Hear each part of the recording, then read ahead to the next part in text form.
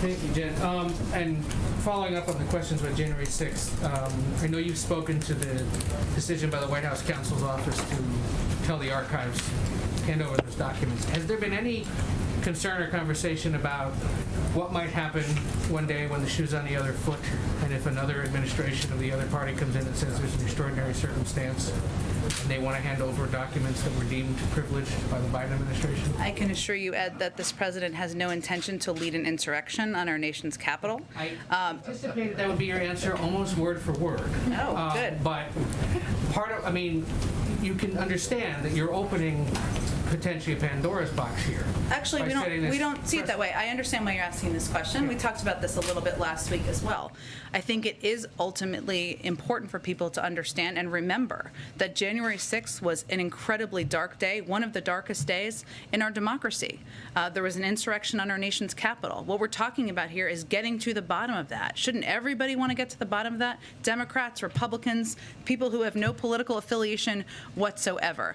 I will reiterate that we're going to assess and review, as is standard in the process, the documents and any efforts to exert executive privilege on a case-by-case basis. And we'll provide you updates on those as those processes proceed. And we will continue, as it relates to executive privilege for other issues, to evaluate that on a case-by-case basis, as every White House has in the past. But I think if you look back at past presidents, Democratic and Republican, there isn't really a precedent for what we're talking about with this select committee and what they're trying to get to the bottom of. And the uniqueness of that, I think, is important context. On the issue of negotiating with Congress on the president's agenda, the negotiating timetable isn't open-ended. Is there anything new you can say about what the president himself has done this week to engage in those negotiations? I can tell you that the president has been deeply engaged on the phone with members, getting updates from his team and senior members of his team on their conversations and discussions, eager to hear where there's agreement, where there's still disagreement, and how to shake things loose to move them forward. And I have an FDA question, but not on what you might anticipate. Oh, I like the setup. Okay. There was a decision this week by the agency to approve specific vapes or vaping cigarettes, saying they're appropriate protection of public health. What does the president make of that decision?